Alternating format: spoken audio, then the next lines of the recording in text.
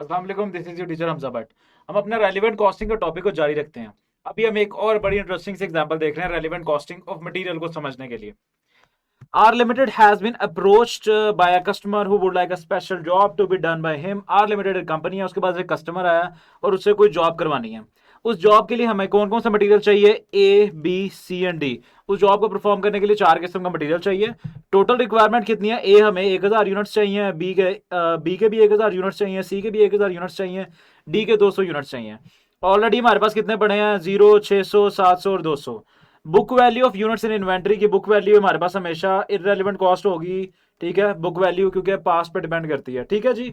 Net realisable value, इसको आप scrap value भी कहते हो, ये स्क्रैप वैल्यू है। ठीक है, ये भी हमारे पास यहाँ पे पड़ी हुई है। ठीक है, ये हमें पता है उसके इसमें रेलिवेंट होती है जब material not in regular use होता है, तो हमने हायर ऑफ देखना होता है स्क्रैप वैल्यू और alternative use. I am sure आपको याद होगा।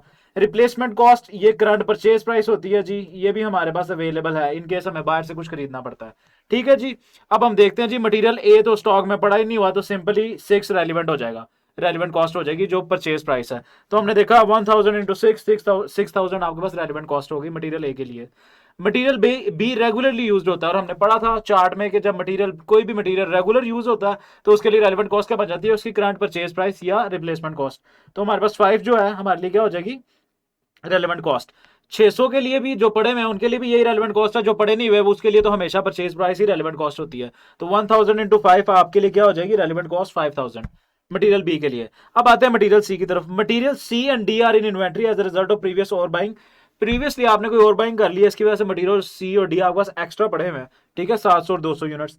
ठीक है, but the units of D no other use could be found for material C. Material C का इसके अलावा स्क्रैप करने के अलावा कोई और यूज नहीं है। ठीक है, और अब हम देखते हैं कि मटेरियल सी क्योंकि नॉट इन रेगुलर यूज है, उसमें हमारे पास दो ऑप्शंस होती हैं, एक स्क्रैप वैल्यू, दूसरी होती है ऑल्टरनेटिव यूज। ऑल्टरनेटिव यूज नहीं है तो 2.5 सिंपली हमारे लिए रेलिवेंट हो जाएगी 700 यूनिट की। 700 यूनिट की 2.5 रेलिवेंट हो जाएगी, और जो पड़े नहीं हुए वो हमेशा हमें बाहर से ही लेने होते हैं, तो हमने बाहर से लिया तो 2950 इन दोनों को ऐड करके हमारे पास रेलिवेंट कॉस्ट आ गई मटेरियल सी की। आई एम श्योर आप समझ रहे होंगे। मटेरियल डी जो हमारे पास है उसके एक ऑल्टरनेटिव यूज है, क्या है जी? हम पढ़ते हैं। स्क्रैप वैल्यू तो हमारे पास है ही ऑलरेडी, ये दी हुई है। ठीक है, अब ये भी नॉट इन रेगुलर यूज है, तो स्क्रैप वैल्यू और ऑल्टरनेटिव यूज में से जो बड़ी वैल्यू होगी उसको हम as a cost, relevant cost consider करेंगे मटेरियल डी के लिए, ये हमें पता है।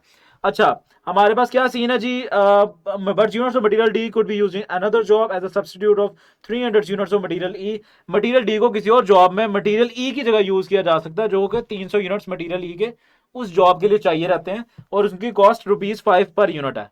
ठीक है, यहाँ पे ये कह रहा है कि अगर मटेरियल डी को हम मटेरियल ई की जगह यूज करें तो 300 यूनिट्स के बराबर है ये, मतलब 300 यूनिट्स जो कि 5 पर यूनिट पड़ते हैं, उतने की हमारी बचत हो जाएगी। तो रेलिवेंट कॉस्ट यहाँ पे क्या बन गई? Alternative use 300 into 5 1500। ठीक है जी, तो हमारे पास सिंपली 1500 यहाँ पे रेलिवेंट कॉस्ट बन गई क्योंकि ऑल्टरनेटिव यूज है। ठीक है, तो ये ऑब्वियसली हायर ऑफ क्या है? Scrap value. स्क्रैप वैल्यू अगर आप देखें कितनी बनती है, वो 6 इंटू 200।